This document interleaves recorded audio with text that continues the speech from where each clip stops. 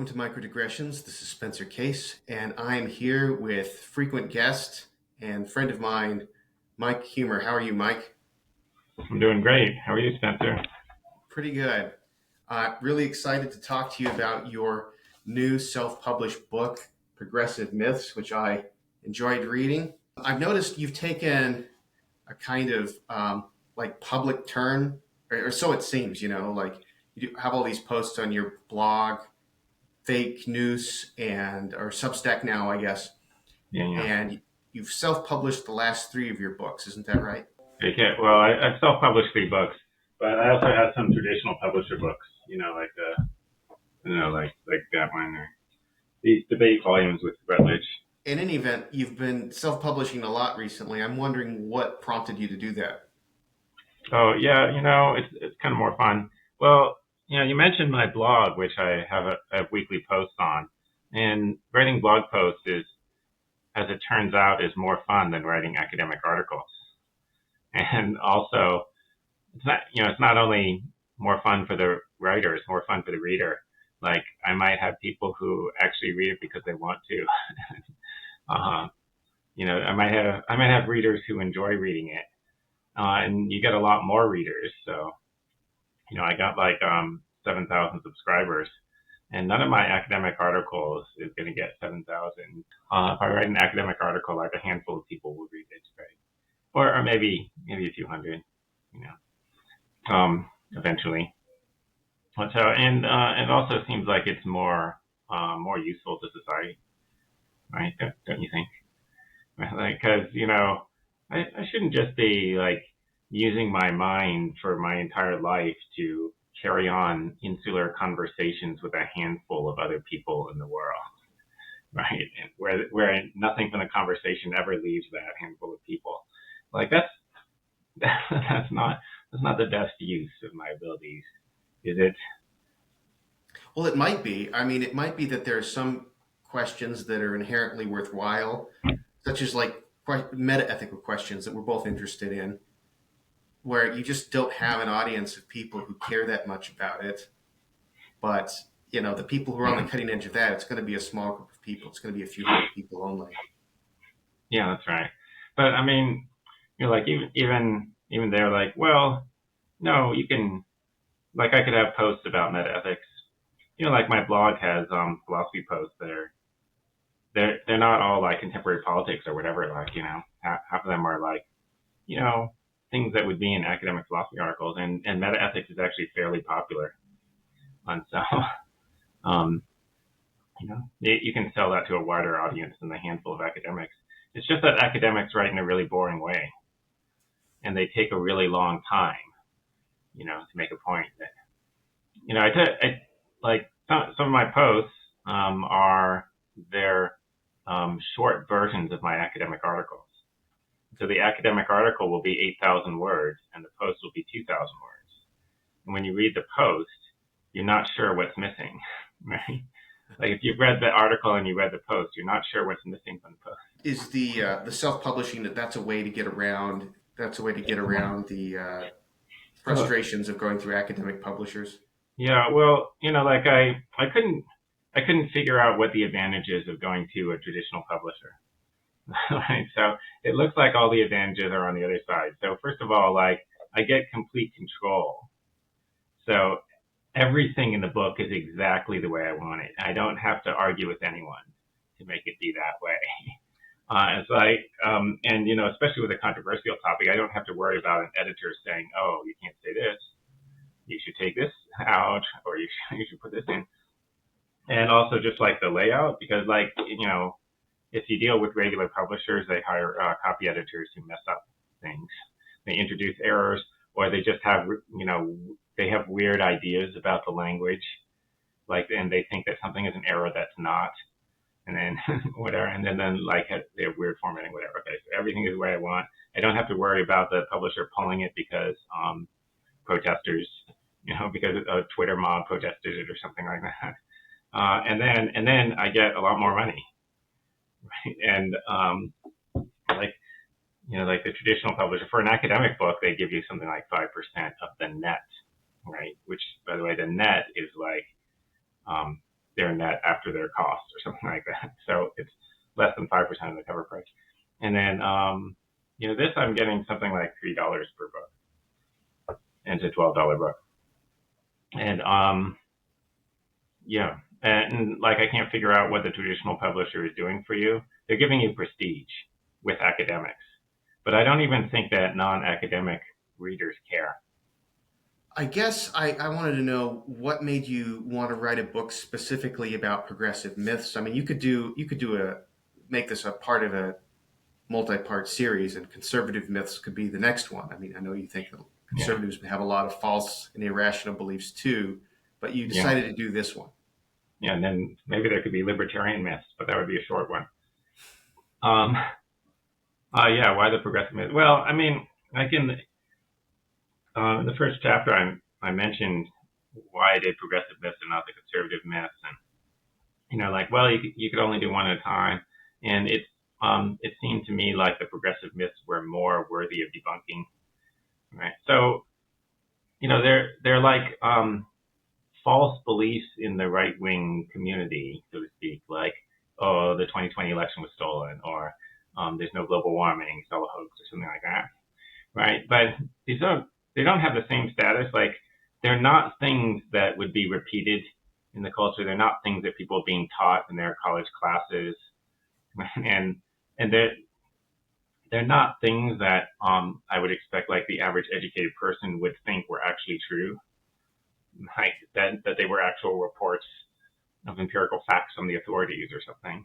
And and I don't think there are as many of them. And so it's hard to say, but it seems like the left is better at coming up with these things that sound like really compelling evidence for their worldview, right? And like, okay, the 2020 election was stolen. Is that a conservative myth? Well, it's more like just a lie, and and you know, so it's like it's not a thing that in the culture you would think that this is what this is like the received knowledge of our society or something.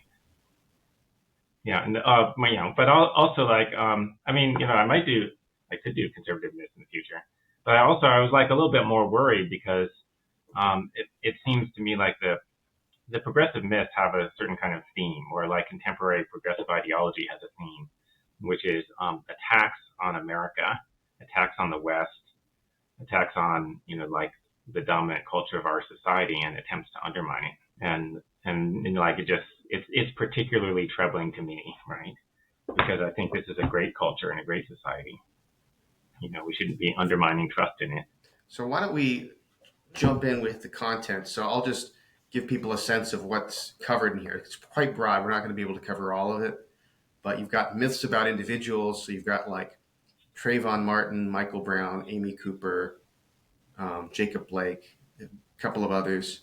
And you've got racial myths about police shootings, implicit bias, stereotype threat, drug laws. You've got feminist myths, gender myths, economic myths, science myths, and then some analysis at the end about the roots of wokeism. So why don't we jump in with myths about individuals? And you begin with the Trayvon Martin case. Why not say a bit about that? Well, yeah. I mean, like according to the BLM website, this was what started the Black Lives Matter movement, like the quote murder of Trayvon Martin, and a lot of people thought that he was murdered, that the verdict when George Zimmerman was acquitted was wrong, and especially Black people, and especially Democrats, and this is partly because the coverage in the media was, let's say, sympathetic to Trayvon and his family, and unsympathetic to George Zimmerman, right? But just like the impression that the people on the left have of this case is just like opposite to reality. Like there was no basis for charging George Zimmerman. There's no legal case against him, right? So we don't have any testimony from Trayvon because he's dead. So we have George Zimmerman's story, but there's no evidence that contradicts it. And George Zimmerman's story indicates that it was a self-defense shooting, like clear cut. Okay, and then there's just like one witness who saw the two of them on the ground, and what that witness said corroborates what Zimmerman said, which was that Trayvon was on top of Zimmerman beating him up. In a sense, we don't know what happened because we don't know the whole story, right? But we pretty much know that Trayvon Martin was on top of Zimmerman, and he was beating him up. And so like it doesn't appear that Zimmerman was the aggressor, and there's certainly not evidence to convict him. Okay, another piece of evidence was one of these forensic experts who testified during the trial said when the gun was fired, it was in contact with Trayvon Martin's shirt, but it was a couple of inches away from his skin. Okay, and that does not make sense if Zimmerman was on top of Trayvon. It makes sense if Martin was on top and his shirt was hanging off of him. Right, and so, okay, yeah. I don't know. I don't know if all the audience knows this whole story, right? So, George Zimmerman is like the captain or something, the leader of the Neighborhood Watch. Neighborhood Watch is this program that's in a lot of neighborhoods in the U.S. to reduce crime by basically having the neighbors look out for criminals, right, and call the cops if they see anyone suspicious. Okay, and the police usually encourage this and cooperate with this program. Okay, so Zimmerman is like the leader of the Neighborhood Watch, and he sees this young black man, Trayvon, who he doesn't recognize, which makes sense because Trayvon didn't live there, and he was visiting his father in the neighborhood. Okay, so and then Zimmerman calls the police, and he starts to follow Trayvon so that Trayvon doesn't get away. So he's not intending to confront Martin. He's intending to keep him in sight so that he doesn't get away for when the police arrive. Okay. The police dispatcher said, okay, we don't need you to do that. We don't need you to follow him. At which point, Zimmerman says, okay.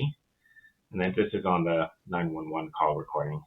And then according to Zimmerman, he just looked around for an address that he could tell the police to come to. Okay, and then according to Zimmerman, Trayvon, first disappeared and then showed up again and confronted him, right? And at which point, according to Zimmerman, Trayvon said, "You got a problem?" And Zimmerman said, "I don't got a problem, man." And then Trayvon said, "Well, you got a problem now," and then punched him in the face, right? And then knocked him down and got on top of him, started slamming his head into the sidewalk, and then allegedly, so Zimmerman has a gun strapped to his waist, and then while they're struggling, his jacket comes off, and Trayvon sees the gun, and he reaches for the gun and says, "You're gonna die, motherfucker," and then Zimmerman pulls the gun and shoots him. Okay, so that's Zimmerman's story. Is that exactly what happened? I don't know. But I definitely believe the part about how Trayvon was beating him up on the ground. Trayvon was on top of him beating him up, because there's other evidence corroborating that. If that's exactly the way the fight started, I don't know. Like maybe Zimmerman said something more aggressive than just "I don't got a problem, man." Okay, but that's quite different from just being. I kind of wonder whether he actually said "you're going to die." That could have been an embellishment, Oh yeah. That did seem a little bit odd because of if you're trying to shoot somebody, you wouldn't pause to say that, because while you're pausing to say that, you're giving the other guy time to respond. Right. You wouldn't necessarily have to pause, but why would you even alert them to your intentions? So I do wonder about that. What do you think about the claim? I know you respond to this, but the claim that Zimmerman's following Martin initially was an act of aggression that legitimated a violent response, so that he was the aggressor in virtue of just following. And I guess to try to steelman that, there surely must be some circumstances in which someone's following you against your wishes is something that might merit an aggressive response. What do you say? Yeah. Well, so first, one of the lessons of this case is if you see a suspicious person in the neighborhood, don't follow them. Like if you see a criminal, don't follow them. Just call the cops. Okay. And another lesson is if there's some weird guy following you, don't confront him and try to fight him. Just call the cops. Okay. And if either of them had done that, then there would have been no further problem, hopefully. Okay, but anyway, is it an act of aggression? I don't know. Like, imagine the story was there's a white guy in the neighborhood and he saw a black man following him. And then the white guy went over to the black man and tried to beat him up because the black man was following him. How would we feel about that? Like, no, well, that would be unacceptable, right? So look, you can be maybe you should be concerned if there's some person you don't know who's following you and watching you. At which point you should call the cops, but you shouldn't attack them. Like, that's not you don't know what that guy is doing, and especially like if you're in a neighborhood where you don't live and the other person does live, it's not that weird, right? That's not sufficient evidence that the person intends to attack you. Right. Right. I think that's fair. I think probably one of the most pernicious aspects of this whole thing is the media's attempt to racialize it. For example, by referring to Zimmerman as a white Hispanic. I think he's like from Peru or something like that, or his family is, but he's Hispanic. But they constantly making this fit into the narrative of white on black violence and editing his 911 call so that you hear him saying, I think he's up to no good. He looks black, where there was an exchange between him and the dispatcher where the dispatcher said, what's his race? And then he says, he looks black, or I think he's black, or something like that. And that was particularly pernicious, I think. Yeah, so that's right. So Zimmerman is Hispanic, or he identifies as Hispanic. I think he's half Hispanic or something. Anyway, but people have called him a white guy because that fits the narrative, right? The left-wing narrative of white people attacking black people, right? Which is a false narrative. But okay, yeah. So yeah, it just the case is interesting partly because it kind of showcases the deceptiveness of the media. Right, so the 911 call, like Zimmerman says, there's a guy who looks real suspicious. He's just walking around in the rain, looking at the houses, blah, blah. And then the dispatcher says, okay, and this guy, is he white, black, or Hispanic? And Zimmerman says he looks black. Okay, and then, the media edited that down to, there's a guy who looks real suspicious. He looks black. Okay, so this is like, obviously deceptive, right? If you're willing to just like edit clips like that and take clips from different parts of the conversation, put them together, you can create whatever impression you want. Did you watch the prosecution and defense final statements? I don't think so, no. Okay. There was one moment in particular, because I was sort of agnostic about what to think about this case. Lots of people were talking about it. I managed to avoid paying attention to it for so long, and then I watched the final statements, which were televised, and I could not believe like the blatant appeals to emotion that were coming from the prosecution. At one point, I think his name is like Del Rondio or something like that. He's like, he has this bag of Skittles that Martin apparently had on his person before and then like during this encounter. And was like, is it a crime to have Skittles? Is this his fatal weapon? He was armed with Skittles. And it's nobody is claiming that he deserved to die because he had Skittles.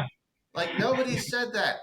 I just could not believe that this clown was doing this in a courtroom. It was shocking. Yeah, so I think they were trying to represent him as like a kid, right? Like a child, because 17. Children would be carrying candy around. But actually, like, dangerous adults can also enjoy candy. This also reminds me of how, like, the news media was putting up photos of Trayvon Martin, but they were much younger photos back when he was a kid. Right? So that would make it look like, Zimmerman is like a child killer or something. Yeah, but it also reminds me, like, so what are you supposed to do if you're a prosecutor and you have a losing case? Like, you have no case. That's why the police didn't initially arrest him and file charges, because they had no case. but then they were politically pressured. They gave in to political pressure, right? And so like there was this campaign started by Martin's family because they were mad that their kid was dead and they didn't want to accept that their kid had any responsibility. So they started this campaign of representing it as a racist murder, and then like the police and prosecutors gave in to the political pressure.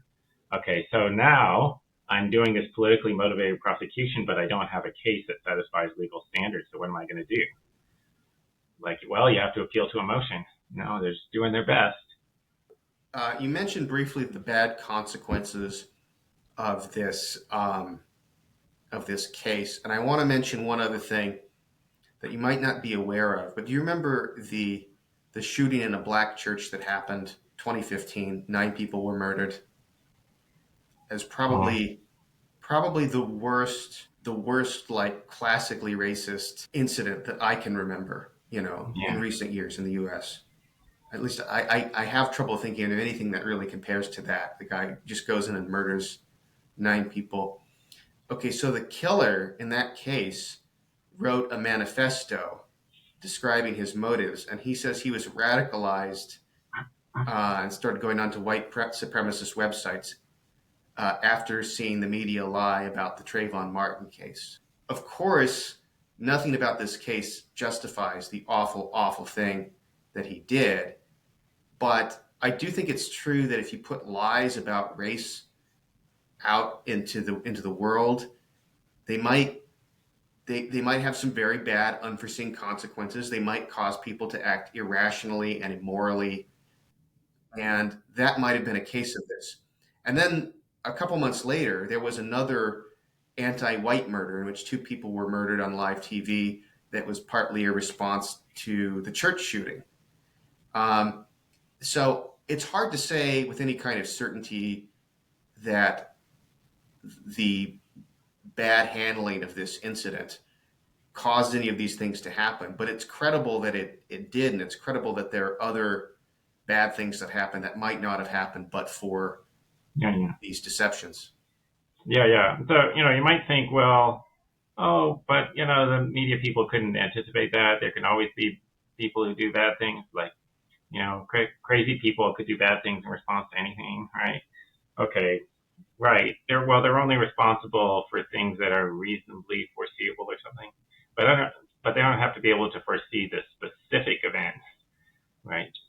Okay, so can you foresee the type of bad consequences? Well, like you could foresee things like, maybe there will be riots, and maybe not in response to a single story, but like if you have repeated cases of the media representing and just like creating this worldview that black people are being murdered left and right by racists because we have a racist society that hates them and is trying to exterminate them or something like that, right? And okay, and like you get that repeatedly for years, well, that could lead to riots, like maybe the BLM riots. You know, things getting burned down. People could then be injured or killed during the course of these riots. And it's not that odd that there would be some deranged people. I guess it would be. It's more expectable that there would be attacks on white people because the stories are representing the white people as bad. It's more surprising that there would be attacks on black people, although not all that surprising because you just start stirring up tension between different groups in society, and like you take groups that have historical tensions, like looking back at the history, like there was a lot of bad shit going on between white and black people, and it's like you're trying to restart those tensions, right? It's like race relations were improving over the decades since the 1960s, and now you're trying to like set us back, right? Just trying to put these groups at odds, trying to get them at each other's throats by representing that they are enemies, right? And nothing has changed. Like the white people are still lynching the black people. Yeah, yeah. And it seems predictable that that's going to go bad. You want to briefly mention what happened with the Michael Brown case? Because Yeah, this would be the next this was the next big sort of racialized trial or incident that I remember. It never did go to trial, but there was sort of yeah, Trayvon Martin, and then Mike Brown was the next yeah, one from yeah, yeah, 2013. yeah, yeah. So So there's a cop, Darren Wilson, who shot Michael Brown, the a larger black man. Although they're both big men, but Michael Brown is bigger. Okay, so they had some kind of like Michael Brown is walking down the street with one of his friends, and then the cop comes and tells them to get out of the street and onto the sidewalk. They don't want to do that. And then the cop pulls his car in front of them. And then there's some kind of altercation between Michael Brown and the cop. And then Michael Brown winds up, running down the street one way, and then the cop goes out and follows him. Okay, and then something happens where the cop winds up shooting Michael Brown. Okay, and the narrative that was being told by left-wing activists for a while was that Michael Brown turned around, held up his hands, and said, "Don't shoot." Okay, and then Darren Wilson shot him down anyway because he's a racist bastard. And then, and then there's a Justice Department investigation, which is worth reading if you're interested in the case, because they just set out all of the evidence that they collected and these interviews with all of these witnesses. Right. But it basically turned out that, the story being told by the activists was complete bullshit. Michael Brown clearly did not surrender. Right. And all of the evidence was consistent with Darren Wilson's story. And Darren Wilson's story was that Michael Brown attacked him when he was in his squad car. Right. And punched him and tried to grab his gun and tried to shoot him with his own gun.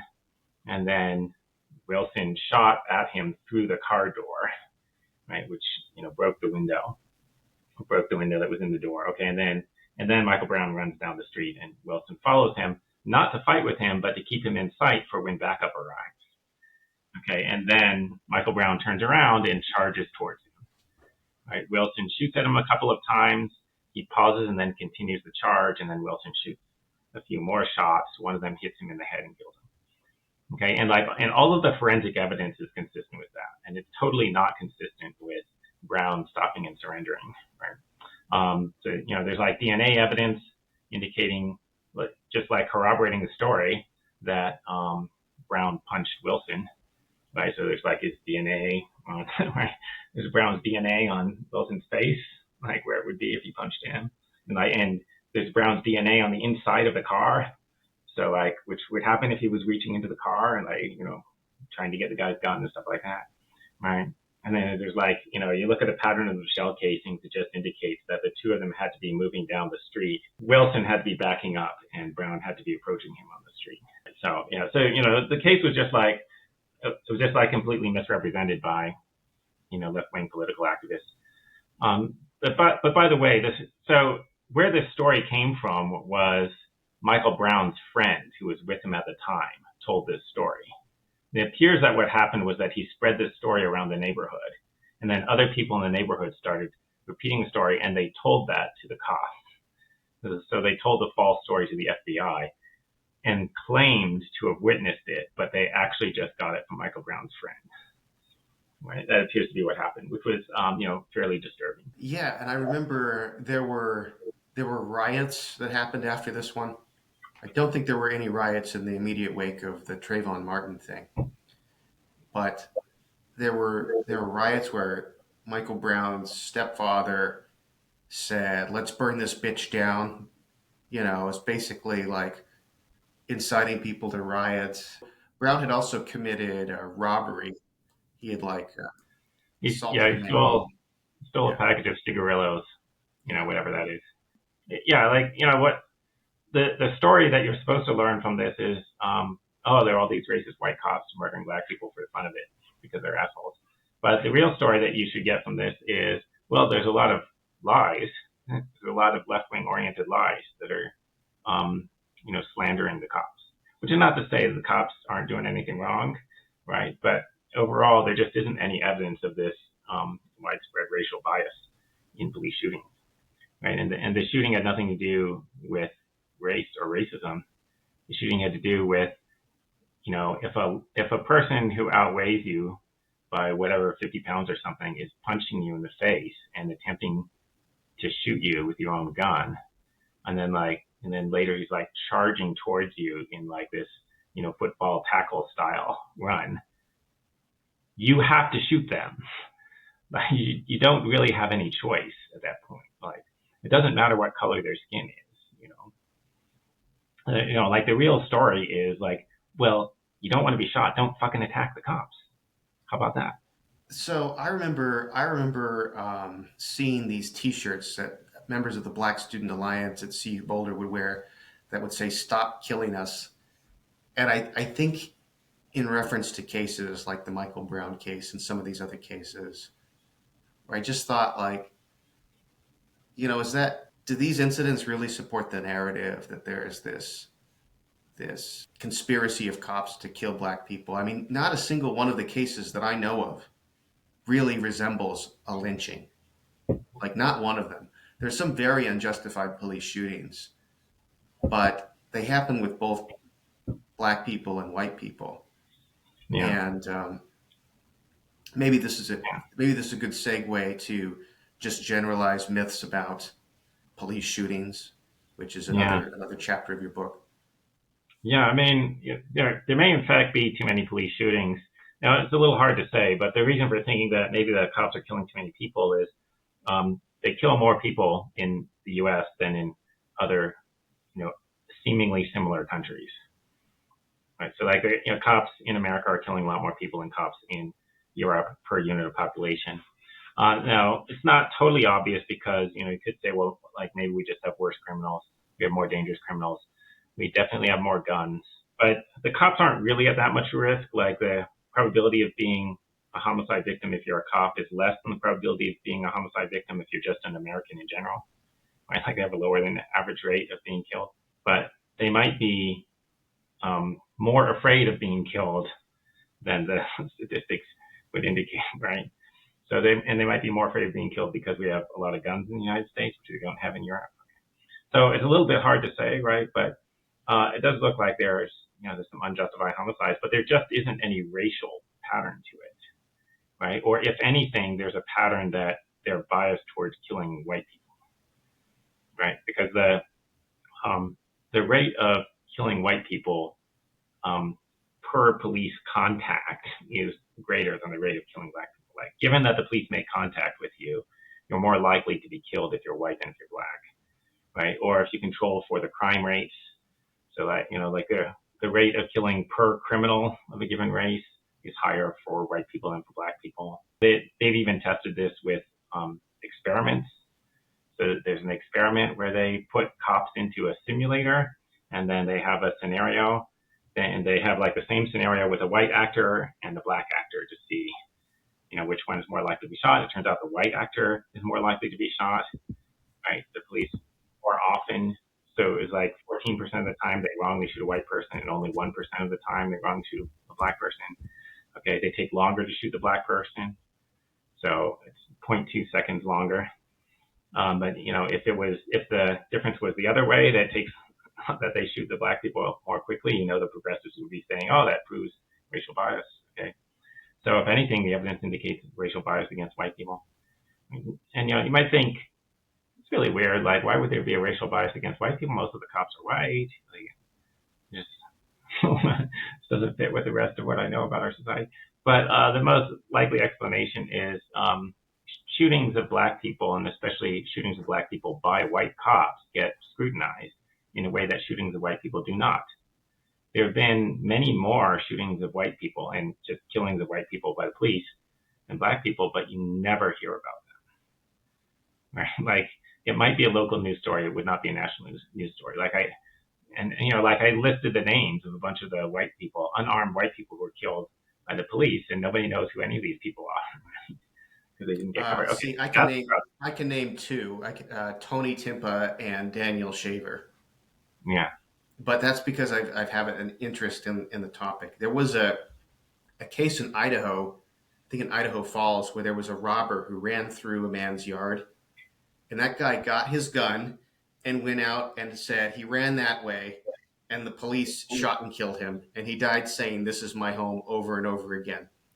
And I tried to dig up that story before this podcast, and I couldn't even find the story again. It was such a local story. I only knew about it to begin with because I think my parents' neighbor's son had something to do with prosecuting the case. hmm. But like, we would be saying this person's name if this had been a black person that this had happened to. it seems. Yeah. They might have So memorials for him or whatever. yeah, Um, yeah, that's and right. I mentioned in the book, like there were some of these famous killings by the police of black people. I think were in fact unjustified, making them basically murders. So I think the George Floyd case, that was actually a murder. Okay, but there've been more white people who were murdered. We just don't hear about them, right? Like so, and so my point is not, oh, the cops don't do anything wrong. Like sometimes they do something wrong, sometimes they don't. You can't figure it out just by looking at the races of the people. You have to look at the details of the case. But also, when they do something wrong, as far as I can tell, it rarely has anything to do with race.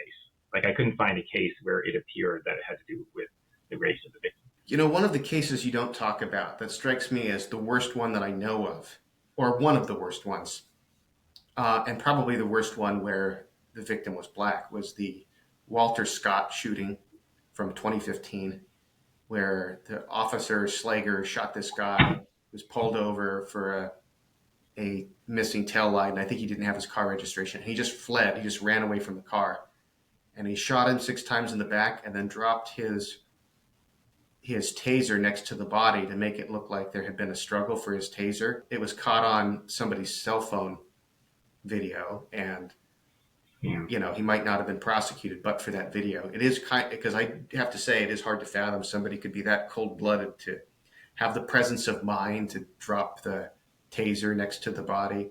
So that's the worst one I'm aware of, and I'm sort of puzzled that one doesn't get all that much discussion. It doesn't seem to have become embedded in the cultural consciousness in the way that like Mike Brown, Trayvon Martin, George Floyd do.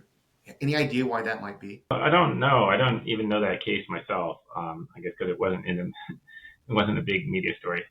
Um, I mean, cases blow up when there's like a video, although there wasn't for Michael Brown. So, but it helps to have a video that's sort of watchable, right? Or a video where you think that you can see what's going on. Um, there's also like some random factors. So, like the Trayvon Martin case, I don't think it was going to be a big case if the family hadn't intervened. So the family started this big campaign, and they got Benjamin Crump, who's like a lawyer, he's like a black lawyer who's like into talking about racism, right? So they got him to help them publicize the case and try to make the prosecution go forward, right? So, like that could have something to do with it. Like maybe that other guy didn't have a family who was into publicizing the case. Yeah, I was thinking maybe because the circumstances of this shooting were so unambiguous, like it was so clearly unjustified, you can't really get a lot of mileage out of working people up, getting people divided over it, because people aren't divided about this. It's just obvious what happened was bad. I wonder if Yeah, that had something to do with it. maybe. I mean, well, yeah, like the media business model does not center around informing people. It centers around entertainment, right? It centers around attracting attention so that you can sell it to advertisers. So yeah, you do want the story that's good at attracting attention. It might be if it's controversial, it's better at attracting attention. I'm not really sure about that though, because it seems like a blatantly unjustified shooting should attract attention. Yeah, mysterious. Maybe it's random when things become memes and when they don't, or something like that. An element of chance to it. Society is chaotic. Like if you replay these cases with like random changes, with different weather on a day, maybe something different would happen. Yeah. So I want to talk about a couple where we disagree somewhat, and this is in your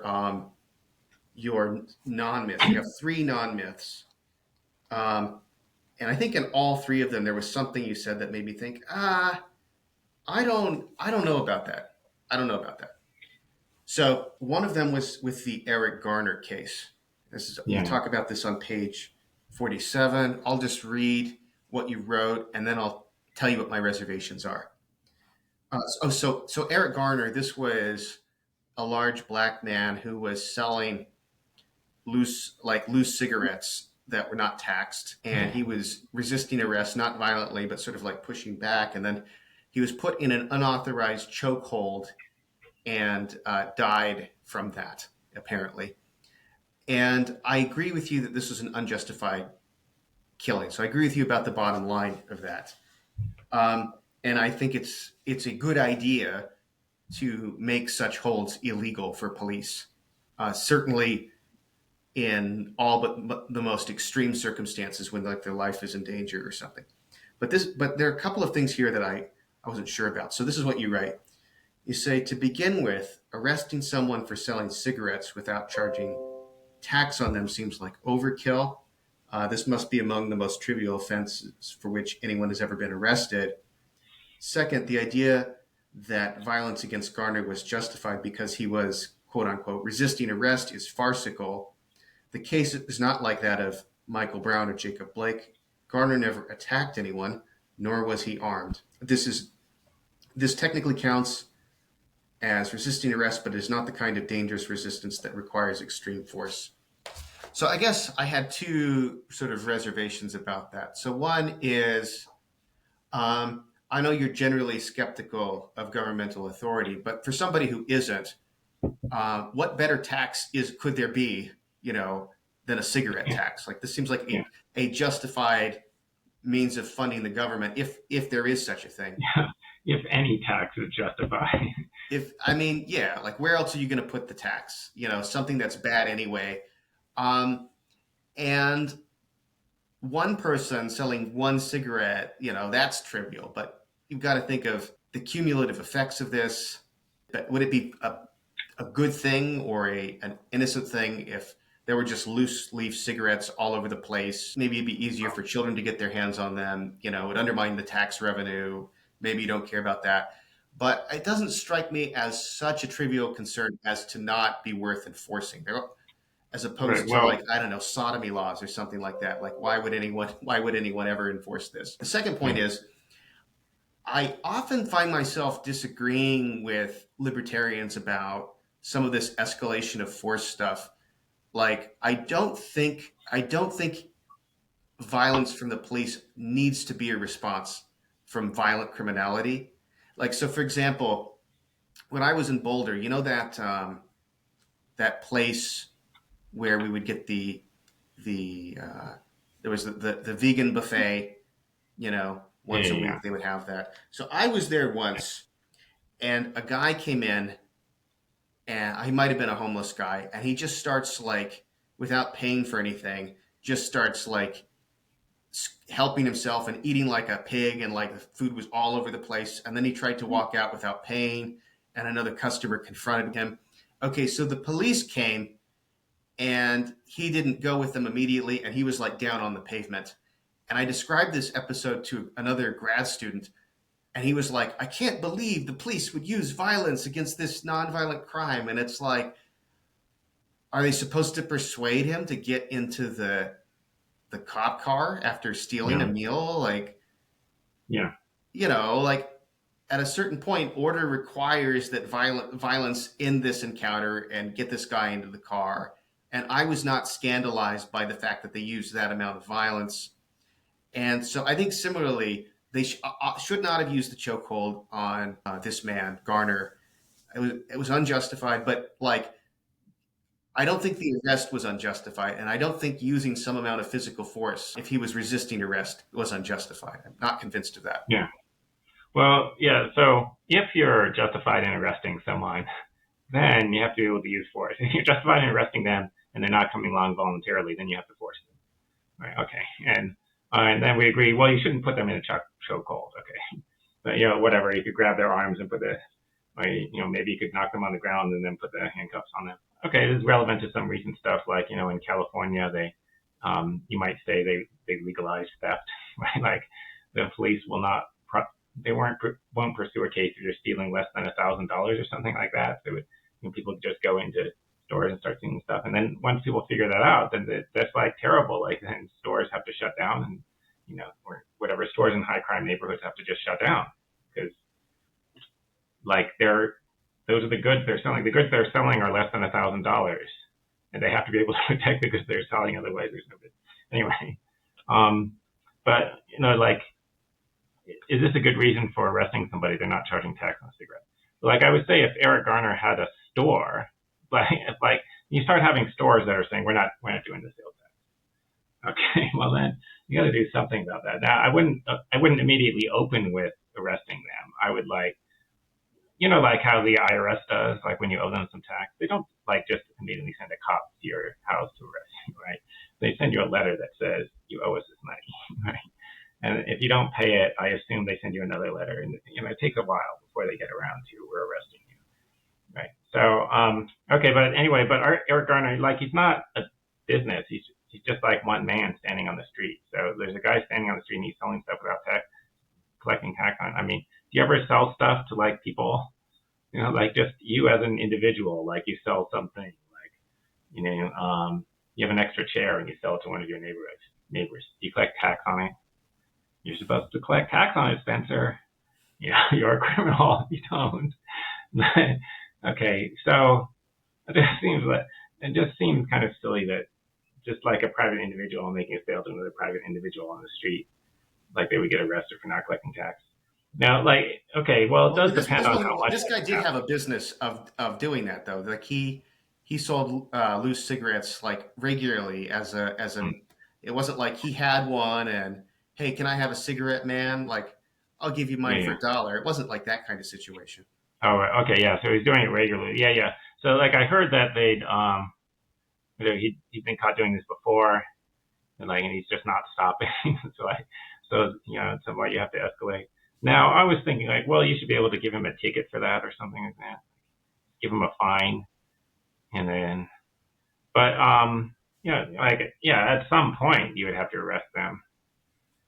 Like, if you give them fines and they just refuse to pay them, then at some point you have to arrest them. Now I don't really know what the options are for the cops in New York.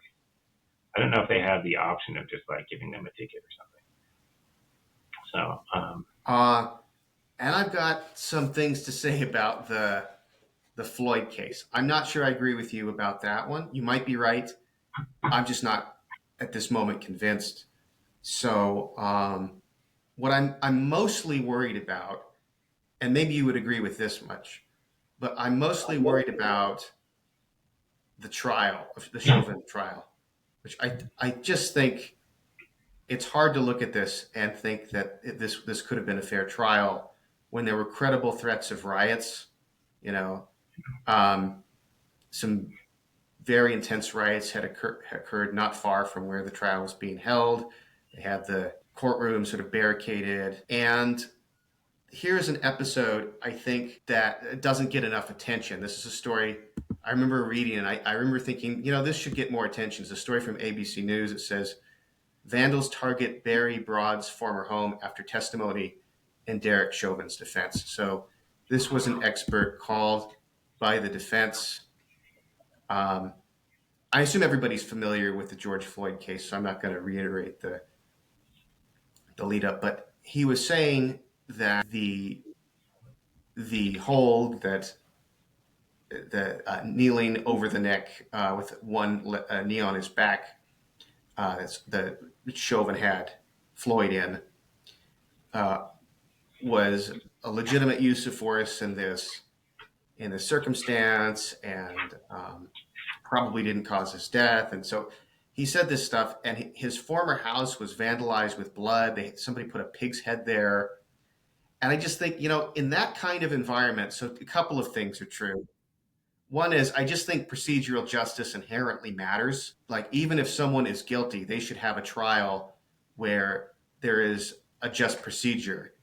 And this is an environment where the jurors could be afraid of retaliation from activists if they don't deliver the right results.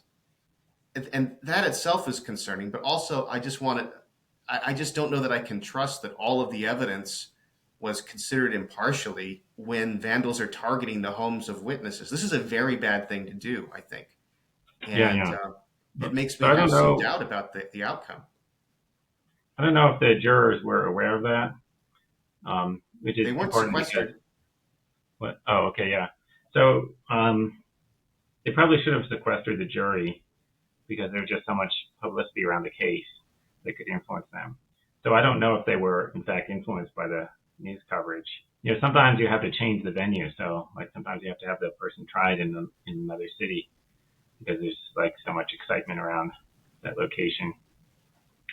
So, I mean, I didn't really follow those aspects, like, right? So, yeah, plausibly they should have taken more steps to prevent bias by the jury. But I think they came to the correct decision. So, like, if they were biased, they were only biased towards the correct decision. Um, like, would this be a basis for appeal? Like, maybe. I guess, I don't know. I guess they'd probably have to have more concrete evidence of the trial being adversely affected. In which case, if they had, then, he probably should get another trial just because, like, we should preserve the system, right? I'm not convinced that it was even the right result. I mean, it might have been. It might have been.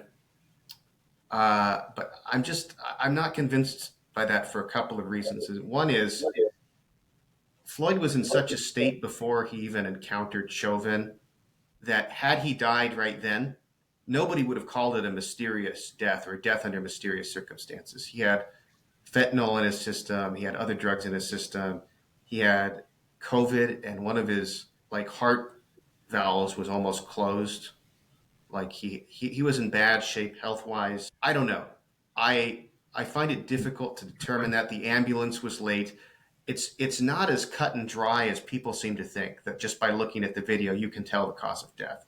Like, if it were that obvious, they wouldn't have needed to call all of these forensic witnesses during the trial. So I'm not sure of that. I think there's room for reasonable doubt there. And the second thing is, it strikes me more as a case of manslaughter. Like the second degree murder statute that they got him on required it was depraved indifference to human life. So he actually didn't need to intend to kill Floyd to be convicted under that statute. He just needed to cause his death through depraved indifference. And it strikes me that the most incriminating thing is keeping him in that hold for so long and not moving him onto his side as they're waiting for the ambulance to arrive. And that strikes me as like negligence and incompetence, and he should be sentenced if that did indeed contribute to his death, which I think probably it did. I'm not certain, but probably. But he called the ambulance 3 times. They wanted to know where the delays were. Depraved indifference seems like an exaggeration to me, but I don't know. Maybe I'm wrong about this. What do you think? Well, like, we could have a philosophy conversation about causation, right? Like, did Chauvin cause the death? Did something else cause the death? Well, like, the fentanyl use caused the death. Like, but more than one thing might have caused the death, right? So, like, yeah, if he hadn't been on drugs, he'd probably still be alive. So in that sense, something else caused the death. But also, like, it looks to me like, yeah, but Derek Chauvin triggered it, right? So he was in a vulnerable condition because of the drug use, and he had a heart condition or something. But but he would have survived if he didn't run into the cops, right? And then the cops did something that, well, triggered the death, because, like, it's too much of a coincidence to think that, oh, he was just about to die and just coincidentally happened to die when Chauvin was kneeling on his neck. So what should the charge have been? Maybe the charge should have been manslaughter. We have this felony murder rule. So this is what I remember from looking at the case, that he was charged with felony murder, which is the rule according to which if you commit a felony, any felony, and then somebody dies as a result, then you could be charged with murder, even if you didn't intend the death. It's enough that you intended the other felony. Now, this does strike me as kind of a bogus rule. Like, maybe we shouldn't have that. However, we have been charging people like we have been following this rule for everyone else. And so then, just when a cop comes up, I guess we should follow the rule. I guess we should apply the rule that we've been applying in other cases of felons who, okay. And so the other felony was assault. So that Chauvin assaulted Floyd and that resulted in his death. He intended the assault. He didn't intend the death. Like, obviously, presumably, like, he wouldn't, like, even if he was a total asshole, he wouldn't want to commit a murder on camera in front of all these witnesses in broad daylight, right? So I'm sure he didn't intend the death. I remain unpersuaded by the argument that it's just too much of a coincidence, given that he already said he couldn't breathe before he was ever on the ground. Could it have been overdetermined? Does the prosecution need to rule that out? I'm not even sure. I'm not sure what the legal result is if it's overdetermined. I don't either. I don't know if then you count as having killed the person or not. There's like a But gloss. surely there's some amount of drugs he could have had in his system where if he died, it would make sense if he died in the exact position he was in. Um, it wouldn't be clear whether he would have died anyway. Was the amount of drugs that amount? Now, experts for the prosecution say no, it wasn't because he developed an immunity of all this and stuff. But like, should I trust the experts in such a politicized trial where there might be other experts who don't want to testify because they saw what happened to Barry Broad's former house? I don't know. I still feel uncertain that this was substantively the right result, but I feel fairly certain that the trial was not a fair one.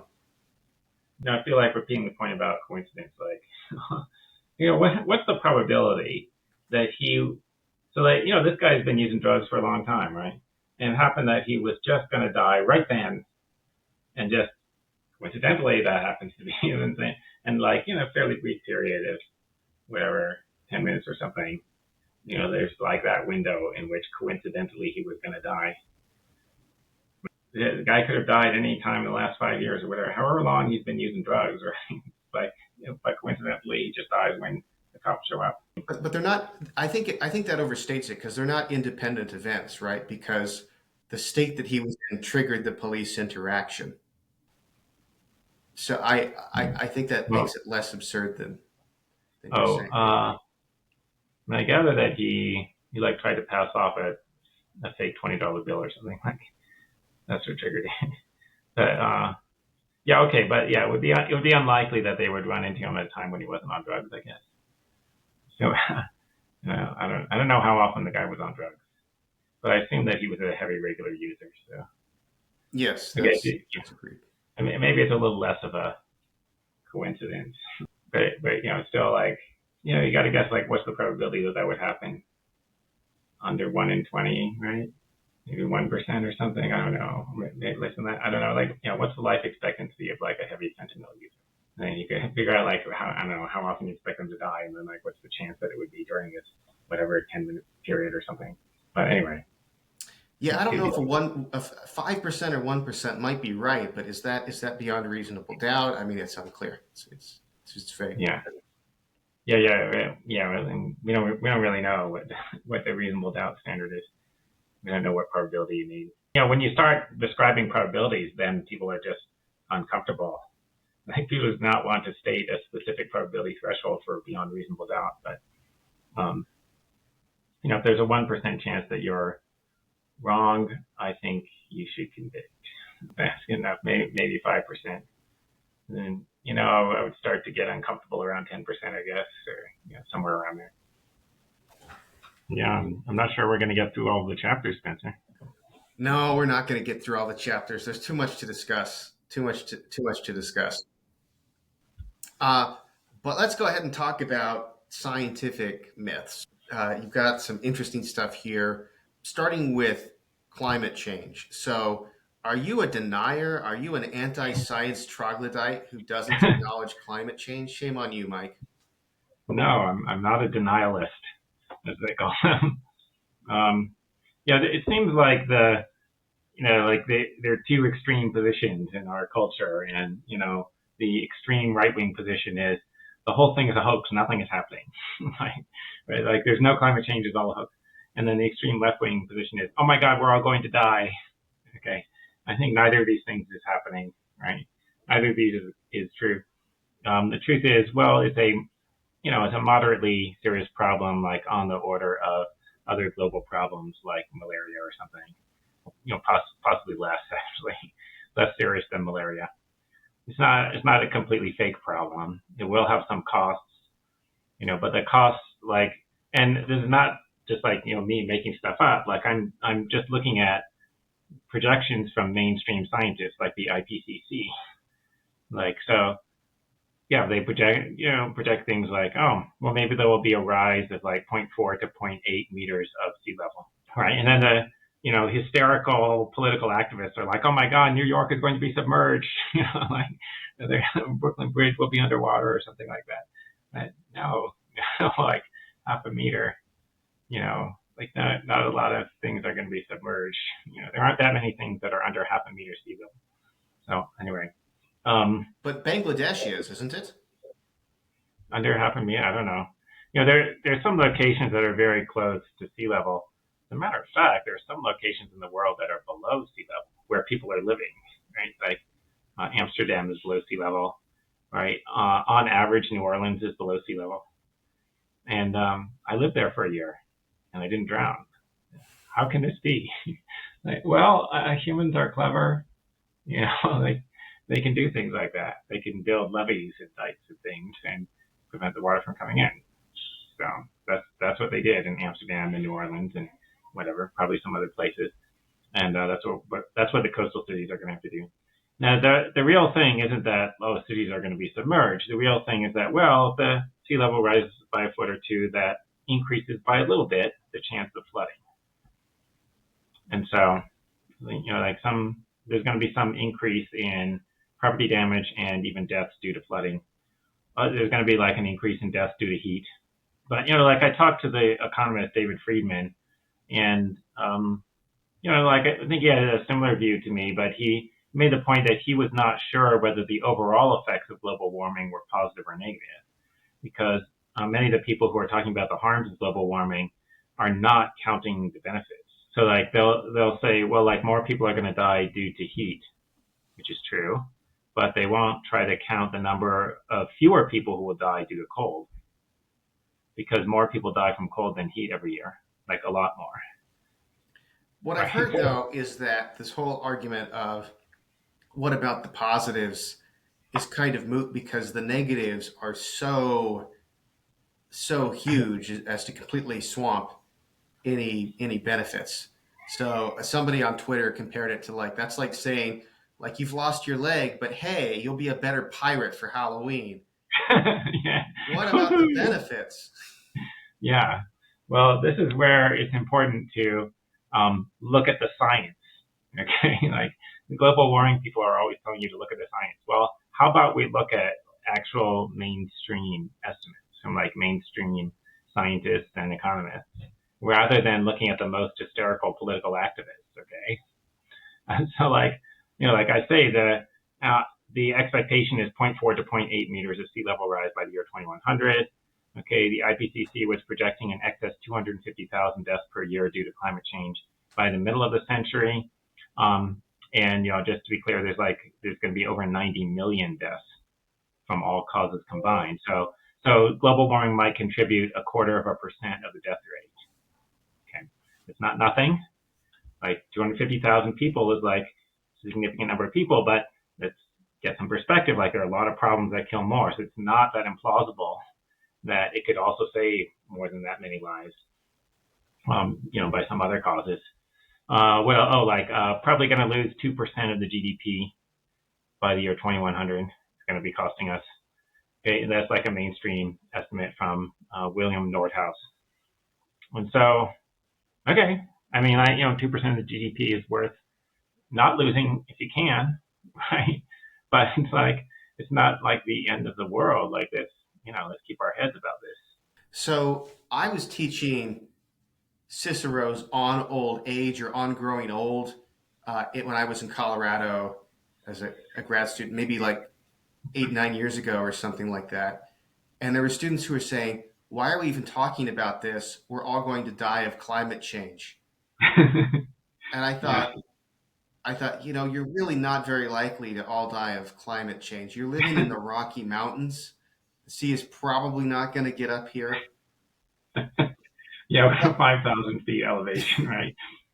But the thing that I think is interesting about this is if you understate the seriousness of climate change, you're a denier.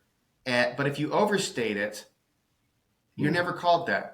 It's never considered pseudoscience to overstate the consequences of climate change. This is true of a bunch of other things too. You're only called a pseudoscientist if you don't follow the science in a particular direction. But if you overstate it and you say something that's left of the scientific consensus, you might be wrong, but nobody is going to call you a pseudoscientist or a science denier or anything like that. Yeah. Well, like a lot of the people who are saying listen to the science have never listened to the science. Like what they actually mean is listen to the political activists, right? Listen to what the political activists tell you that the science is, right? When the political activists haven't looked at the science. Yeah, I was surprised to learn that there's like a large portion of people who think that global warming is likely to literally kill everyone, right? And then I look at these scientists who are saying, well, like the odds of that are, you know, very small to zero and stuff like that.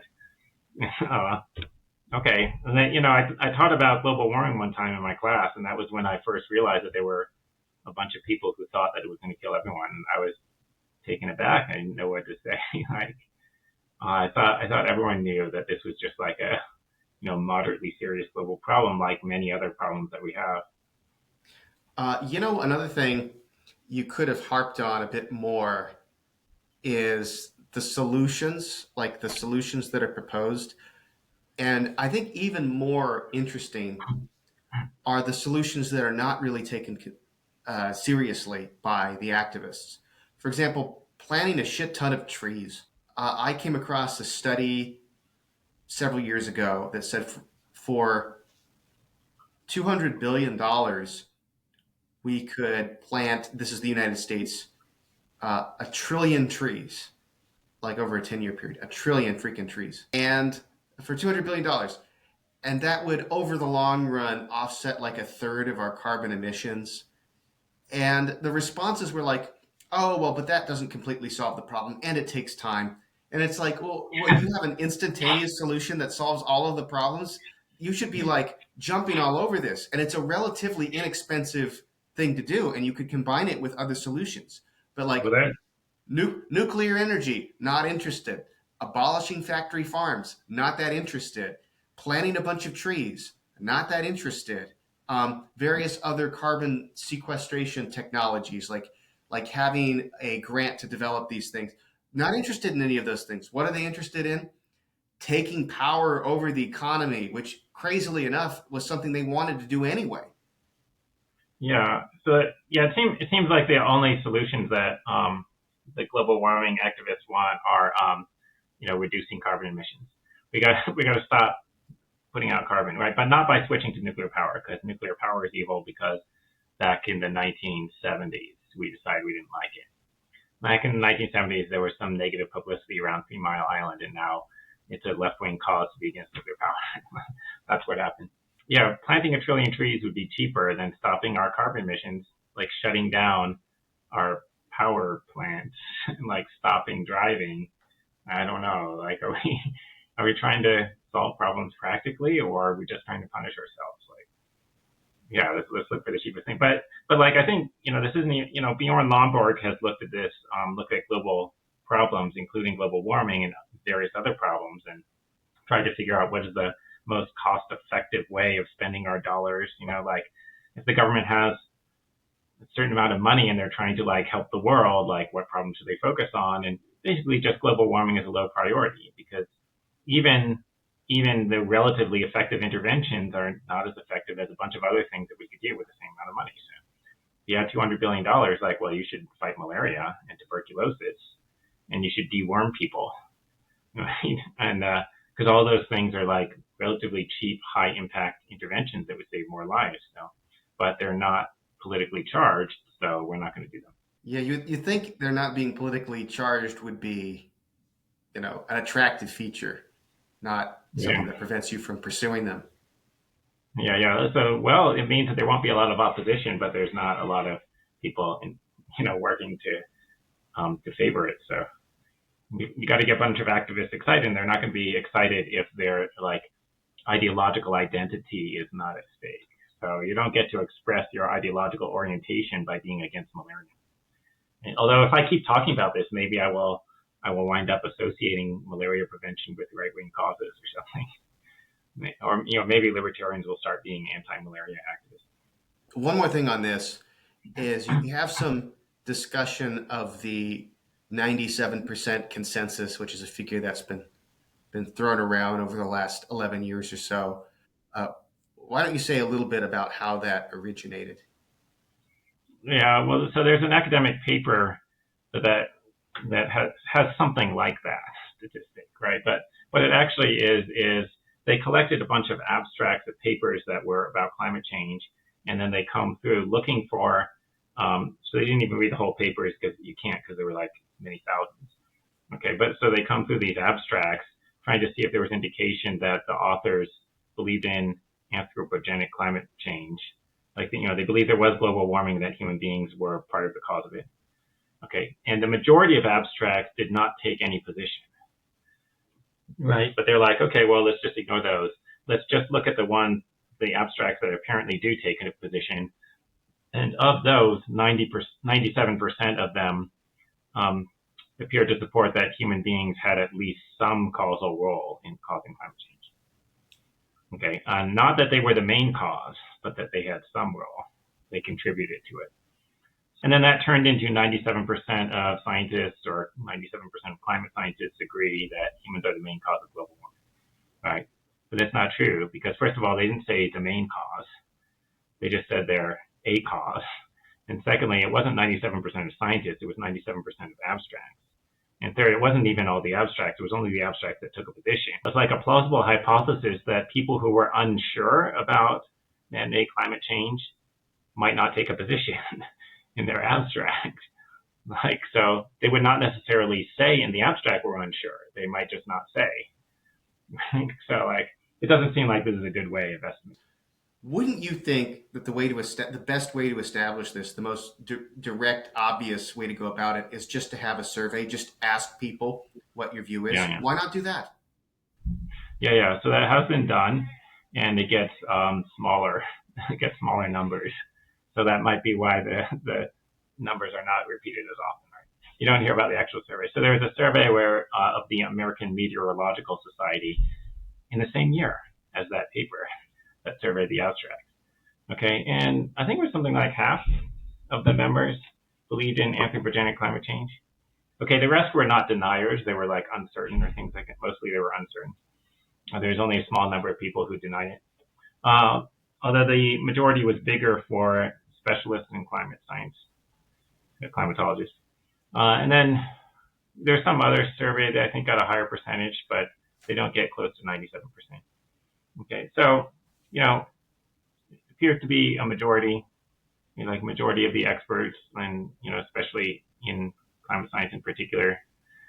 It's not a huge majority, so it wouldn't really be shocking. It wouldn't be as shocking as, as people are representing it if the majority view turned out to be wrong, right? But there is still a pretty reasonable reason to think that that's the correct view. The majority view is usually correct. There are two different variables that are not taken into account. There's like the amount, like the amount that they think, and also the degree of certainty. So if you have 97% of people who are 55% sure that humans are responsible for 60% of global warming, well, boy, that is consistent with there being a lot of uncertainty, but you don't get anything that fine-grained from that way of going about it. Yeah, but by the way, they're just saying that it plays some role, so it could be that a bunch of people think it's probably contributing a little bit. That's consistent with it. And boy, yeah, I'm pretty sure it's contributing to some degree. It's we've been pumping out some greenhouse gases. It's got to be doing something. That's probably not that controversial. The other thing that struck me as odd about this is the use of the word consensus. So you begin with that quotation from Michael Crichton, the author of Jurassic Park, who objects to this use of consensus. Like he's saying consensus has no place in science, and you sort of halfway agree with him. My reaction to this is I've always wondered, why is 97% a consensus? Would 94% be a consensus? Would 91% be a consensus? Why 97? And intuitively, it also strikes me as false that 97% would be a consensus anyway. So imagine there is a meeting with 33 people. Yeah. And you're there, and you're in the meeting, and 32 of them are agreed, but there's one lone dissenter who's like, no, the other 32 of you are crazy. This is ridiculous. You're wrong. Would you go home to your wife? And she's like, honey, what happened at the meeting? Consensus was reached. We reached consensus. Well, I'm not sure that's the way I would describe it. I might say there was a consensus except for one crazy guy. If it's 1 out of 30, it's most likely that that's a crazy guy. There's always a few crazy people, you know. Not that I think the climate deniers are crazy, though. Like, you know, they whatever. There are climate deniers who are actual climate scientists.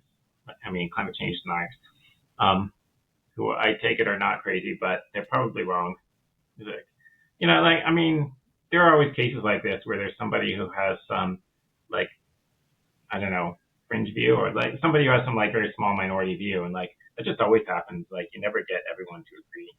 So I remember like whatever a few decades ago during the AIDS crisis, there was some guy at Berkeley, like professor at Berkeley, who was saying that HIV was not the cause of AIDS, and he was like, you know, maybe it was caused by these drugs that were popular in the gay community or something like that. And I know nothing about it. I don't know anything about diseases or whatever. But I thought that guy's probably wrong. Like everybody else is saying HIV is the cause. So now, okay, yeah. So what constitutes a consensus? I don't know, but I don't think that you need 97%. If there's like, you might be used to philosophy in which, you know, like we take minority positions more seriously than they do in the sciences, I guess. But there's a lot more uncertainty in philosophy in general. So.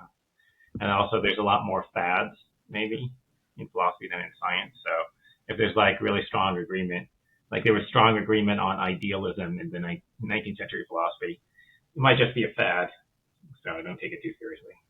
Right, but if there's strong agreement on something in science, it's probably true. Now, you know, notice I didn't say it is true. I said it's probably true, because like, no, sometimes they're wrong. Sometimes the consensus is wrong. But there's no way of obtaining certainty in this world. So what you have to do is just go with the thing that's more likely. Right. I see sort of an analogy between this and what we were talking about earlier with what constitutes beyond reasonable doubt in a criminal trial like the Derek Chauvin trial, and what constitutes a scientific consensus. And I guess I hear you saying you think it is a legitimate concept. This is where you would disagree with Crichton a bit. It's like it's Yeah. a good concept for those of us who are non-experts to try to figure out where the probabilities lie, who's likely in the right. Yeah. Yeah. You know, Michael Crichton was saying, oh, well, consensus is not the business of science. Like, and that's true in the sense that the scientists themselves should not be forming their opinions on the basis of what other scientists say, because the consensus is only reliable if it resulted from a lot of people exercising independent judgment. If they independently came to the same conclusion, then that conclusion is likely to be correct. If they're forming their beliefs based upon what each other think, then that's a way that you can have a whole lot of people being wrong. Like a few people are wrong at the beginning, and then like everybody else follows those people. Like, okay. But for us non-scientists, we're not responsible for figuring it out. And it's not reasonable for you to try to figure out climate science yourself, because you cannot acquire like the knowledge that you would get from a PhD program, like going into a PhD program for 5 years. You cannot practically do that by just like doing some reading on the internet for a few days. Okay. So for us, it makes sense to rely on what the experts are saying. And I'm not saying they're infallible. They've been wrong before. They'll be wrong again. There's a chance that they're wrong, but you know, you just got to do the best that you can, right? The best you can is go with what the smartest people think.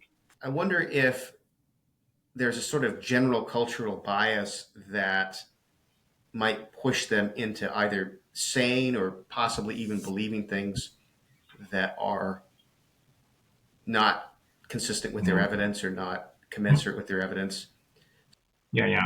I think the use of the word denier being applied in a one-sided way to people who understate but not people who exaggerate things Yeah. about global warming. I think this is pretty bad. You ever heard of a movie called Denial about the Holocaust? I don't think so. Okay. So this was about the libel case that Holocaust denier, was it Irving? Is his last name? That guy he had against Deborah Lipstadt in the late 90s. I think that's her name. It was a pretty decent movie. It's a pretty decent movie about this trial. But at the end, they made a point of connecting Holocaust denial with climate denial. It's almost in like an offhanded way, like, yeah, like we shouldn't deny the Holocaust or climate change. And I just, it made me cringe Yeah, on a certain level those are because I really just feel similar to each other. like, look, even if you're taking the position that there's no climate change at all, or that all of the carbon we're releasing isn't contributing anything to it, which seems like it's a really minority position. Sounds like an unjustified belief, but it's not that unjustified, right? Yeah, Like there are degrees yeah, of yeah, justification and lack thereof, and it struck me as kind of heavy-handed. But I worry about what kind of a culture is this creating, like because you don't want to be called a denier. You might even want to overstate your evidence, right? Rather than be compared to a Holocaust denier. yeah. I mean, yeah, the rule can't be that you should never deny anything. Right? You know what? Um, what if somebody has the theory that there are alien lizard people running in the country, and you disagree with them? Then they start calling you a denier, right? You're a lizard people denier. You're a denialist, I guess. Yeah. Yeah. What's the difference? Well, like, this is the climate change thing is, well, that's a theoretical claim that requires like some, fairly complicated scientific inferences, right? And they're doing these computer models, right? And like, okay, so like it's plausible that there'd be a certain amount of error. It's like plausible that we could get the computer models wrong. Stuff about the Holocaust is like, I don't know, like there's photos and like, and there's people who were in the Holocaust, and there's like, and you can Thousands actually and visit. thousands of witnesses. Yeah, you can go to the concentration camps, you can see them, and like, I don't know, like what there'd have to be like some gigantic conspiracy. Like it would be totally bizarre if the Holocaust didn't happen. That would be like the biggest, most amazing conspiracy that ever happened. If we were wrong about climate change, that would be.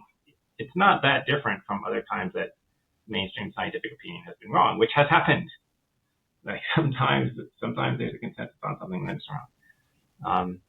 So I remember it used to be thought that stomach ulcers were caused by stress, and then it turned out that there wasn't really any basis for that. I think there was a time when some medical experts were telling us that fat was bad, and then as a result, people I guess that they should eat more carbs in their diet. And then later they were like, oh no, sorry, we're wrong. Fewer carbs. You want fewer carbs. So, like it's not totally bizarre when the medical consensus changes. And I don't know about climate. I don't know the history of climate science, but like it's not that different, right? Like climate is a highly chaotic, very complicated system, as the human body is, right? And it's in with systems like that, it's common for people to get stuff wrong. It's like it's just hard. It's just hard to understand it. How much do you think we should, I don't know, downgrade our credence in what the consensus is out of concern for some of these like social pressures? Oh yeah, yeah. Well, yeah, I wanted to say more about that. So like I don't know how much we should downgrade it, but I wanted to say more about just like why is science reliable? And well, it's not just because like it's not like, oh, there are these authorities, now we have to defer to them because they're in power. They're in intellectual power. No, no. It's that there are specific aspects of the culture of science that make it reliable.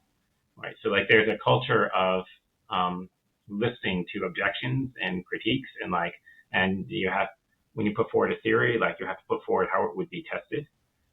You don't just get to like say what you want and then just like sit there in your armchair theorizing about how it's true. Like you put forward ways of testing it and then you attempt to falsify it. Like that's part of the ethic. There's an ethic of transparency that you're supposed to say everything that you know. And if you know reasons why you might be wrong, you're supposed to say those. You're supposed to let other people look at your data so that they can scrutinize it and see if you made mistakes. Okay, and you're supposed to be open to debate. Like, so you're not supposed to try to silence people who disagree with you. So all of that, like, that's all part of why science would be reliable.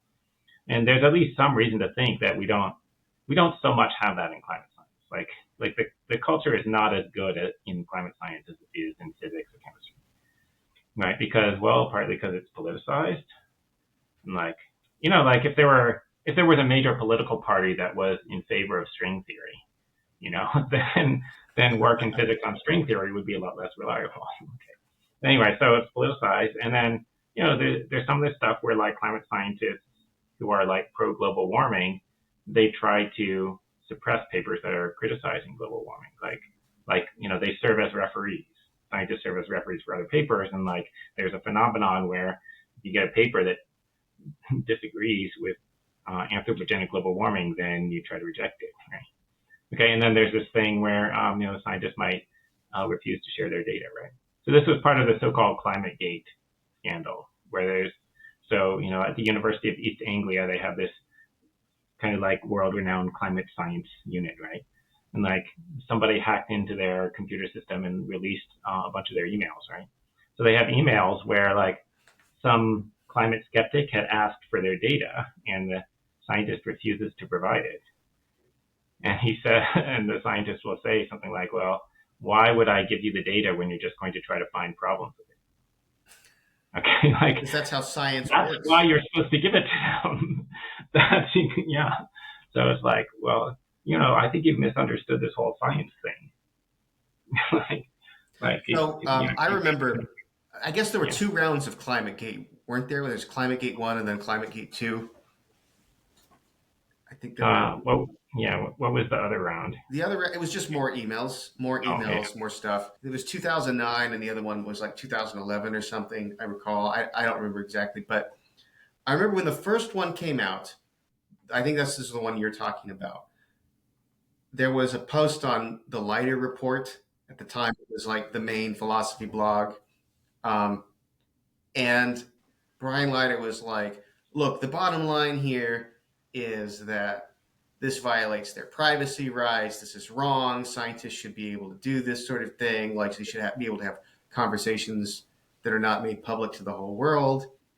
And I had this thought, like, let's imagine something different had happened. Let's imagine that these were the emails of people who were defending views in science that the left hates. Like these were hereditarians. This was like Arthur Jensen and people like that who think that Yeah. racial differences are genetic. And imagine some left wing activist had released a bunch of emails from these hereditarians that give the impression that they are suppressing work critical of theirs and they're maybe doing other things that make it harder to criticize them.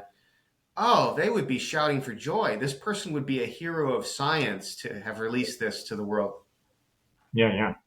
I mean, this does remind me of the case, and I don't remember the names, but a few years ago, there's like some law professor who was recorded in a Zoom call. Like she thought she was having a private call with another professor, and she mentioned that the black students in her classes were doing worse than the white students, or something like this, right? And like this was a consistent pattern that she'd noticed. And then somebody released this call, like released the video on the internet, and then she got fired. And right, and like there weren't a bunch of left wing people saying, "Oh, privacy," like okay, so privacy and free speech is only for leftists. That's how it works, right? I think the rule is that privacy and free speech are for me, but not for thee, no matter what party we're talking about. Yeah. Everyone should be free to express any idea at all that agrees with libertarian anarchism, any You, form of libertarian anarchism. so do you want to move on to masking? That was the other thing that was in your science section. Yeah. I'm asking. I That's where I'm at. remember when the early in the days of the COVID thing, after I was out of Wuhan, after I was back in the US and I was watching this sort of unfold in the culture, I was astonished how quickly masks became politically polarized, where you had people who had never in their lives said anything about the efficacy of masks who now suddenly thought I literally heard people say that going into public was without a mask in 2020 is an act of violence, and maybe we should just shoot those people because they're attacking us all. And then I heard, and there were other people who were like, no, it's like to wear a mask, like even in a hospital, you should like disable it as a sign of resistance. And it's like, man, Yeah, 3 months yeah, ago, I never heard anyone talk about this. And now people are obsessed with it. And yeah, yeah. it's nuts. Yeah, well, yeah, it's kind of, it's striking to see, first of all, the about face on masks, because early on, like um, on February 2020, we were hearing from public health officials, and I have quotes from like, top public health officials saying that there's no need to wear a mask. Masks are not effective, right? Like in all caps, stop buying masks. They are not effective against COVID-19, right? And then Anthony Fauci saying in an interview, there's no reason to be walking around with a mask. Okay. So like really pretty strong statements, like no point at all. Don't buy these things. And they weren't just saying we need to save them for the healthcare professionals. They were saying they are not effective. And then a couple months later, they're like, oh my God, everybody needs to wear these things. Right? And then, you have the CDC director saying like, this is the most effective public health tool we have, right? It might even be more effective than the vaccine, which is bonkers. Like, no, it's not. It's like, we don't even know if it works at all. Okay. So, yeah, and it was partly because it became politicized because the current president refused to wear it. I think that's what happened. That like the president who was, let's say, one of the more controversial presidents we've had refused to wear a mask. And so then it suddenly became a political cause where, the other party is like, oh, everybody needs to wear a mask. You're a monster if you're not wearing them. Right? And then, and then the president's party is like, oh, shoot, masks. Nobody should wear them. Most people got the impression that the public health officials were lying. So, if they say P and then later they say the opposite of P, then, they're probably lying one of these times. Okay, but most people thought that they were lying the first time, right? Like they were lying when they said masks were not effective. I think they were lying the second time. So the first time they said masks were not effective, I think that was basically right. That because, like I looked at the science, I looked at a meta-analysis that reviewed many other studies of the effects of masks on influenza-like illnesses. And by the way, I didn't just review one study. Okay, like the pro-mask people usually look at one study. They looked at, this meta-analysis, which incorporated many different studies, and they're like, well, on average, it looks like maybe there's a slight effect, but the 95% confidence interval is consistent with it having a negative effect, actually. Like masks might actually be harmful. And then there's like a study of cloth masks in particular. Most of the studies are of surgical masks, but there's a study of cloth masks that finds that you multiply your risk by like 7-fold or something like that by wearing a cloth mask. Okay. You're like, okay. So anyway, so like I think that the first time when they said they're not effective, there's no reason to be going around. That was basically right. Like they weren't sure that they're effective at all, and if they are effective, it's only a tiny bit, and it might actually be harmful. And you might wonder like, well, how could it actually be harmful? Well, basically because it could be the mask, especially the cloth mask, could become a breeding ground for disease.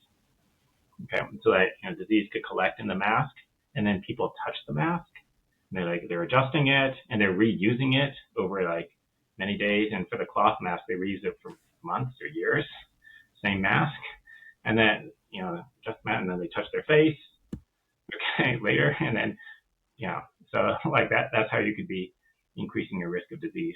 Which, by the way, Anthony Fauci kind of said that in the early period. He mentioned that there could be negative effects because people are touching the mask and then touching their face.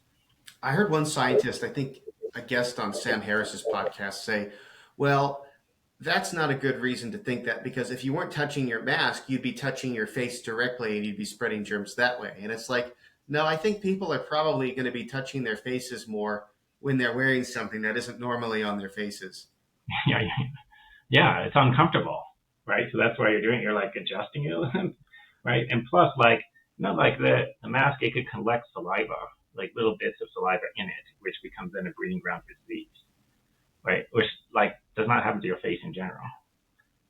I remember those things always fogging up my glasses, which was super annoying.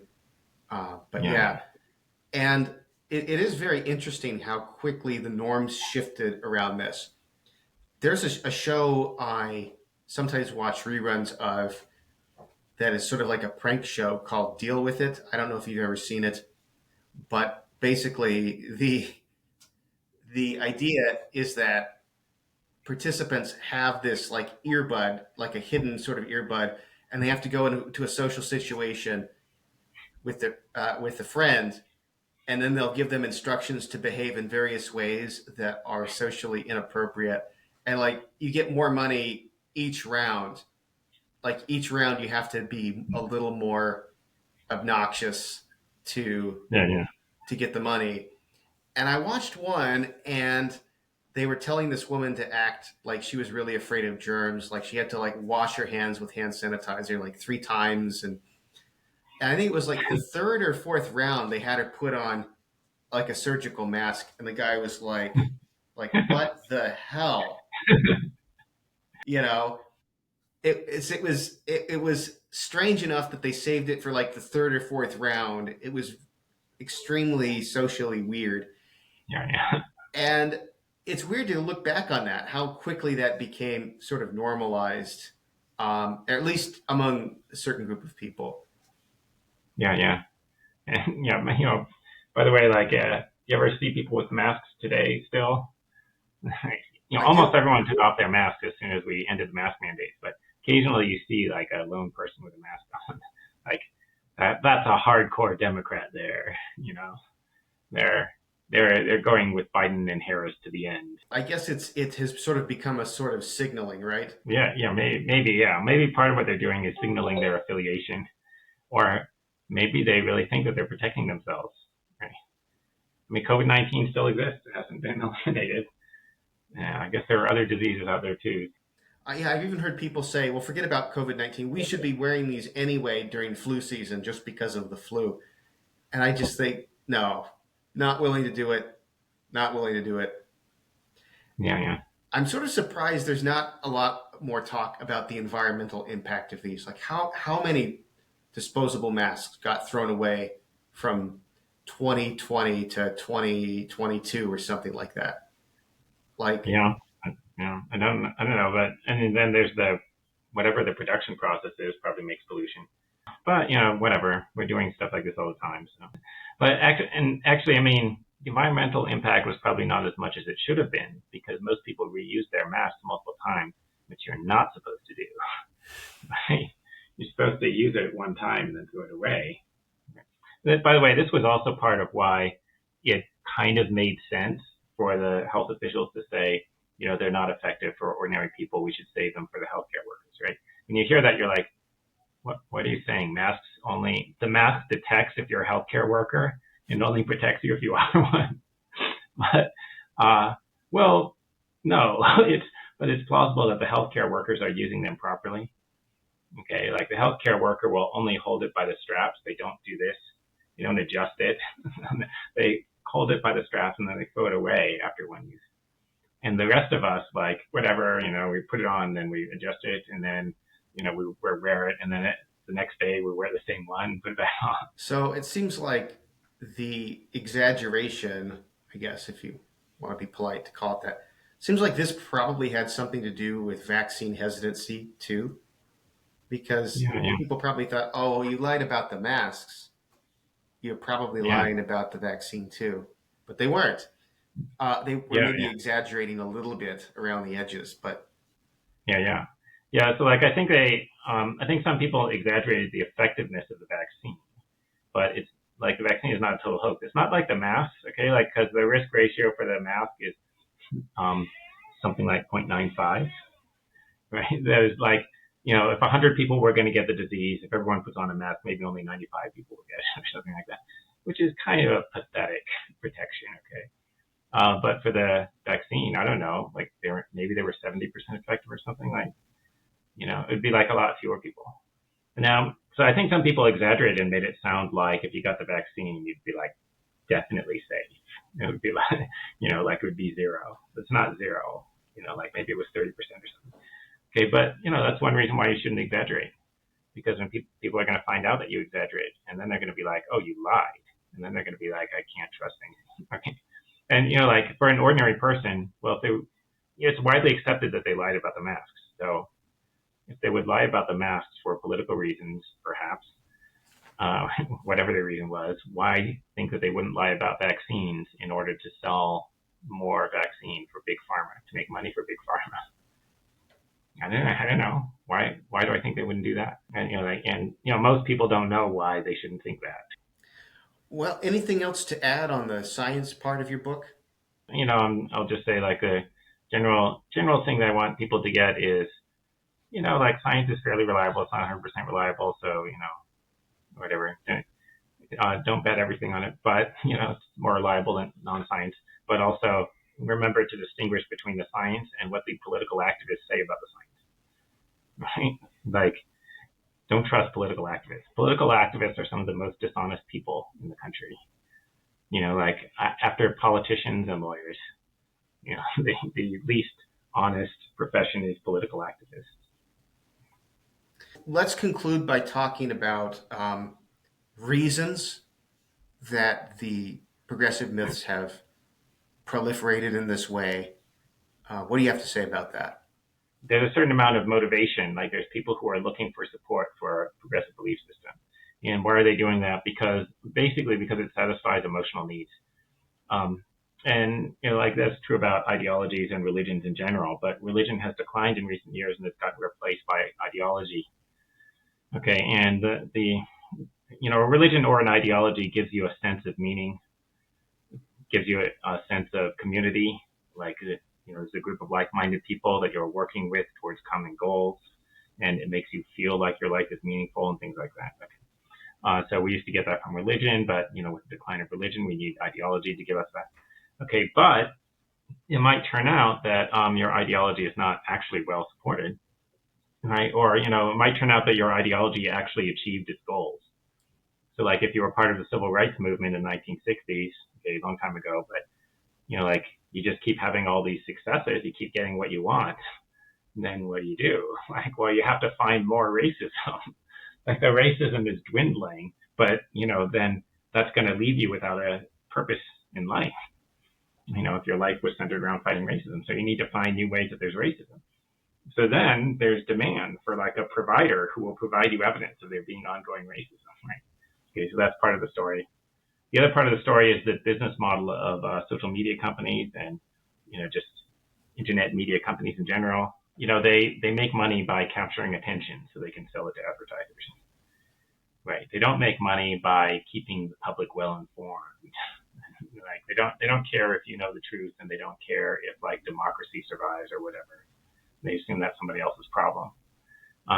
They just care about like getting more clicks, getting you to engage for longer, and getting you to share it with other people so that other people come in. And the way to do that is probably not to give the most accurate reporting.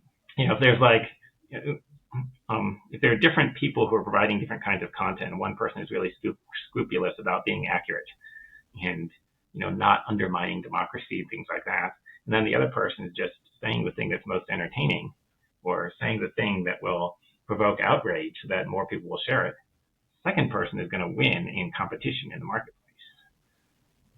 So that's, then you could see the result of that. Yeah, and I guess maybe sort of the emotional need to be against something truly evil might bias you in favor of exaggerating some of these things. Like if you need to oppose something terrible, then you're gonna have that need more satisfied if you believe climate change is this existential threat, um, Yeah. than if you think, oh, we better worry about 2% of GDP per year or something like that.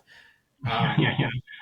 or likewise, if you have the view that, look, police violence is a problem, we should be looking for solutions to that, and maybe there's some small role in the disparity of shootings that is played by racial bias, conscious or otherwise. That's not gonna hit that button as hard as just like stop killing us. It's good versus evil.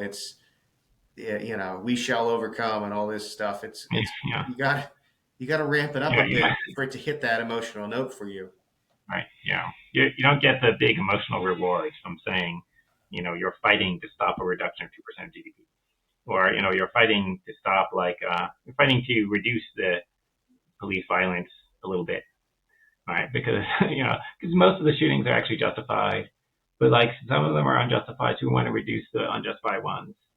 So I'm fighting for a 10% reduction, and like there's like a handful of people who are being whatever. There's something like in one year there was like 36 unarmed black people who were shot by police, right? But they like the left wing people were thinking it was over 1,000 and stuff like that. Okay, so it's not that exciting if you say, okay, 36 people died out of a population of 300 million, right? 47 million black people, 36 of them were killed while they were unarmed, and I'm fighting against that. That's not as exciting as there's a genocide. The lawyer Benjamin Crump had this book called it was something like legalized genocide of colored Open people. season, was it? Yeah, yeah, yeah. Yeah. Yeah, so open season with a subtitle, legalized genocide of colored people. So okay. I guess you didn't know that you're not supposed to say colored anymore. You're supposed to say people of color. Anyway, so yeah, you're fighting against a genocide. That sounds more exciting than I'm fighting against like a handful of deaths per year that weren't strictly necessary. What do you think should be done about the conquest of the universities and other social institutions by some of these myths? Um, I have become increasingly ruthless in what I think the right response needs to be. I kind of have become cynical. I think doing away with like DEI statements is not nearly good enough. You're going to have to get rid of the people who thought it was a good idea to put them in place to begin with. Otherwise, Yeah, universities will just continue to be pumping these myths out and making up new ones and entrenching the ones that already exist. What do you think? yeah, yeah. What are we gonna do? I don't know. I mean, like my approach is like trying to tell people about the myths. Now, is that going to be effective? Probably not. Because that people who should read this book are probably not going to read it. Um, yeah, okay. Then you could ask, well, what would I do if like if I had a genie or whatever, if I had a lot more power? I don't know. Or you could ask, well, what's the most realistic thing that's likely to happen that we think about? I guess I think maybe a political solution is more likely, like like Ron DeSantis is doing in Florida, right? And like sort of like maybe having competing universities, right? And then having like there are some programs that tend to be what like let's say maybe anti woke or less woke anyway. Like people have these programs for studying Western civilization or something like that. Which we should have because it's a great civilization. Okay, we should have more education about how great Western civilization is and all the wonderful cultural artifacts. So maybe there should be competing institutions, like maybe there should be competing colleges and universities where they have programs on, Western civilization, reading great books or something like that. And okay, so there was like the University of Austin. Right? People could start out competing universities. Maybe that would do something. I guess as a professor, I periodically worry about maybe our profession will be rendered obsolete. I worry for myself that it'll be rendered obsolete, but it might be good for the country, right? Because it seems like it's a super inefficient way of educating people, right? Like they spend tens of thousands of dollars to become educated, but like what we're teaching is like available for free on the internet, and we don't have any secret knowledge, right? That's not out there, right? So it seems like somebody should be able to come up with a way of serving the same purpose for a lot less money. So I wonder if that's going to happen, like like the way Blockbuster Video was destroyed by Netflix. Maybe somebody will come up with an alternative education institution that destroys the universities just through marketplace competition.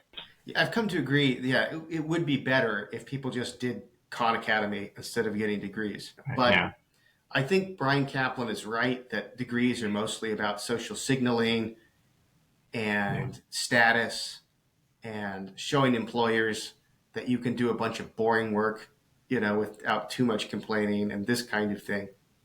I yeah, think yeah, what yeah. So it's I've not really about learning. the information.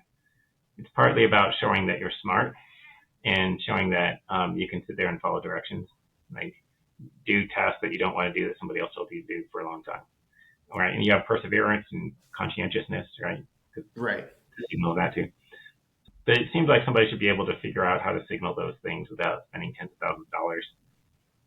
I also think, like, it might be that universities are kind of undermining the value of their degrees by training a lot of activists, right? Like, when business people realize that, like, a bunch of college graduates have been trained to hate capitalism, so kind of like to hate the thing that you're doing in your business, and also have been trained to look for trouble, right? Like to look for ways that anything the company is doing could be racist and unjust, and like to try to bring up grievances and stir up tension between different groups.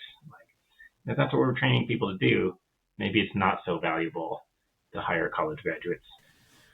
All right, Mike, I appreciate your coming on the podcast, and I look forward to your next book, whatever that is. But this is really enjoyable, and I learned a lot of stuff in it, and became more certain of things I already thought, which I know isn't the purpose of the book, but I enjoyed it anyway. Yeah, good. Yeah, everybody should go out and buy my book. Thanks.